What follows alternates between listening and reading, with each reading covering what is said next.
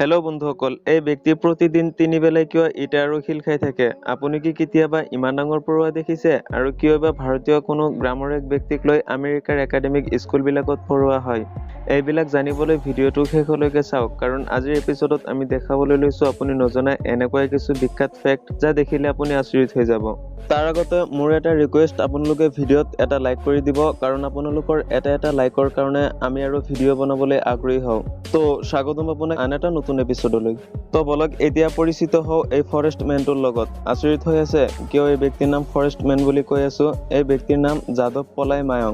এই ব্যক্তি বিশ্বক তাক লগাই দিছিল। তেওঁৰ গ্ৰামত 40 বছৰ ধৰি বৃক্ষৰোপণ কৰি এতিয়া গোটেই গ্ৰামটোক জংঘলত পৰিণত কৰি পেলাইছে। এই ব্যক্তি ইমানেই জনপ্ৰিয় যে আমেৰিকাৰ একাডেমিক স্কুলবিলাকত এই ব্যক্তিৰ ষ্টৰী আছে। এইটো ভাৰতীয়বিলাকৰ কাৰণে এটা গৰ্বৰ বিষয়।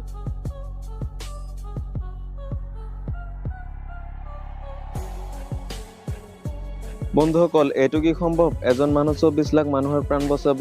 হয় বন্ধুসকল, এইটো সম্ভৱ কৰিছিল এজন ব্যক্তি। কেনেকৈ সেইটো কৈ আছো। অষ্ট্ৰেলিয়াত বসবাসকাৰী এই ব্যক্তিৰ নাম জেমছ হেৰিছন। তেতিয়া তেওঁৰ বয়স আছিল 13 বছৰ। তেতিয়া তেওঁৰ ষ্টেট চাৰ্জাৰীৰ প্ৰয়োজন আছিল আৰু তাৰ কাৰণে তেওঁ 13 লিটাৰ তেজৰ প্ৰয়োজন হয়। অপাৰেশ্যনৰ সময়ত তেওঁ প্ৰতিজ্ঞা কৰে তেওঁৰ যেতিয়া 18 বছৰ হ'ব তেওঁ একেৰাহে ব্লাড ডনেট কৰি যাব। প্ৰথমবাৰ যেতিয়া হেৰিছন ব্লাড ডনেট কৰে তেতিয়া এটা অবিশ্বাস্য ঘটনা ঘটি যায়। তেওঁৰ তেজত বিচাৰি পোৱা যায় এনেকুৱা এটি কম্পজিটিভ প্লাজমা, যাৰ কাৰণে ৰেচেছ ৰোগ সম্পূৰ্ণ ভাল হৈ যায়। ইয়াৰ পিছৰ পৰাই হেৰিছন একেৰাহে 40 বছৰ ব্লাড ডনেট কৰি যায় আৰু এনেকুৱা ৰোগটিক প্ৰতিৰোধ কৰিবলৈ তেওঁ সক্ষম হয় আৰু 24 লাখ মানুহৰ প্ৰাণ বচায়।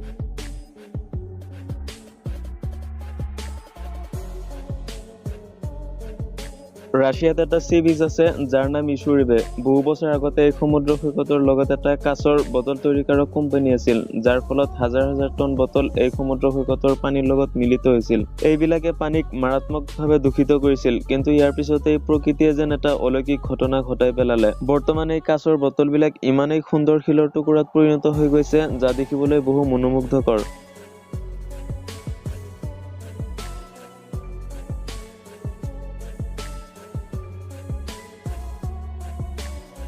হৰৰ মুভিৰ এই চিক্ৰেট সম্পৰ্কে বহু কম মানুহেই জানে। হৰৰ মুভিত এনেকুৱা কিছু সাউণ্ড ইফেক্ট ব্যৱহাৰ কৰা হয় যিবিলাক আমি শুনিবলৈ নাপাওঁ, আমি মাত্ৰ সেইবিলাক অনুভৱহে কৰিব পাৰোঁ। আৰু অনুভৱ কৰিয়েই আমাৰ মন হয় আমি যেন ভয়ংকৰ শব্দ শুনি আছো। আমি সকলোৱে জানো হিউমেন 20 হাৰ্জৰ তলৰ শব্দ শুনিবলৈ নাপায়। আপোনালোকে জানিলে আচৰিত হ'ব, হৰৰ মুভিত এনেকুৱা কিছু ফ্ৰিকুৱেঞ্চিৰ শব্দ ব্যৱহাৰ কৰা হয় যিবিলাক শব্দ 20 হাৰ্জৰ তলত হৈ থাকে, কিন্তু তাৰ পিছতো আমি অনুভৱ কৰি শুনিব পাওঁ আৰু তাৰ কাৰণে আমি ভয়ো কৰি থাকোঁ। এই সাউণ্ডবিলাকক কোৱা হয় ইনফ্ৰাচাউণ্ড। পৃথিৱীৰ সকলো দেশতে এটা নিয়ম প্ৰচলিত আছে আৰু সেইটো হ'ল কোনো ব্যক্তি যদি ডাইনাছৰৰ জকা বিচাৰি পায় তেতিয়া সেইটো চৰকাৰক জমা দিব লাগে। কিন্তু এই নিয়মটো আমেৰিকাত প্ৰচলিত নাই। যদি কোনো আমেৰিকান ডাইনাছৰৰ জকা বিচাৰি পায় তেতিয়া সেইটো তাৰ সম্পত্তি হৈ যায় আৰু তেতিয়া সেই ব্যক্তিৰ নিজৰ ইচ্ছাৰ ওপৰতেই নিৰ্ভৰ কৰে যে তেওঁ পোৱা ডাইনাছৰৰ জকাটো কি কৰিব। সি বিচাৰিলে নিজৰ লগতো ৰাখি দিব পাৰে বা বিক্ৰীও কৰি দিব পাৰে।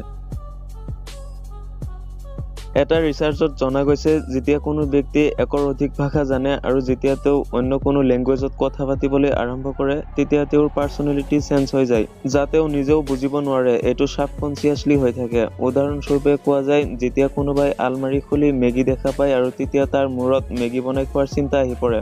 যেতিয়া মেগী নেমটো অন্য কোনো লেংগুৱেজত থাকিল হয় যিটো সি নাজানে, তেনেহ'লে তেওঁৰ কোনোপধ্যেই মেগী খোৱাৰ ইচ্ছা নাজাগিল হয়।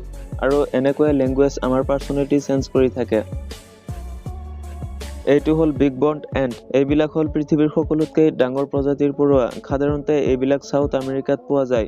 কলম্বিয়াৰ মানুহবিলাকৰ তাত এইটো বহুতেই পছন্দনীয় খাদ্য। আমি যেনেকৈ পিজ্জাৰ ওপৰত পনীৰ এনেকৈ ছিটাই দি থাকোঁ, কলম্বিয়াৰ মানুহবিলাকে ৰষ্ট কৰি পনীৰৰ নিচিনাই খাই থাকে। ভাৰতীয়বিলাকে মন কৰি থাকে গংগা তেওঁলোকৰ মা, কিন্তু সঁচাকৈয়ে কি তেওঁলোকৰ গংগাক মাৰ দৰে সন্মান কৰে? কাৰণ গংগা নদীৰ দুয়োফালে যিবিলাক চহৰ গঢ়ি উঠিছে সেই চহৰবিলাকৰ 70% বৰ্জ্য এই নদীতেই পেলায়। কোনো ধৰণৰ পৰিশোধন নকৰিয়ে মাৰাত্মক বৰ্জ্য বিনাবিধাই গংগা নদীত পেলাই থাকে। কৰ্ণাটকত বসবাসকাৰী এই ব্যক্তিৰ বয়স হৈছে 30 বছৰ। এই ব্যক্তিৰ নাম পাপ্পিৰাপ্পা হুণ্ডাগাণ্ডি।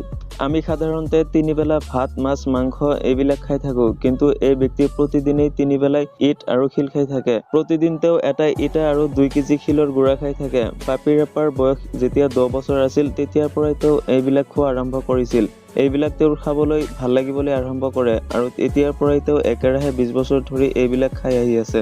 আচলতে এইটো এটা ৰোগ। এই ৰোগৰ নাম হৈছে পিকা। এই ৰোগ যাৰ হয় সেয়ে এইবিলাক খাই থাকে আৰু এইটো খোৱাত তেওঁৰ কোনো ধৰণৰ ক্ষতি নহয়।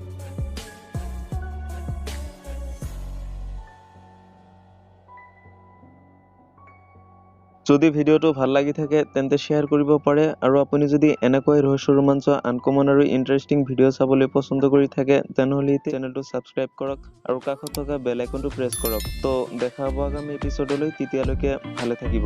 ধন্যবাদ।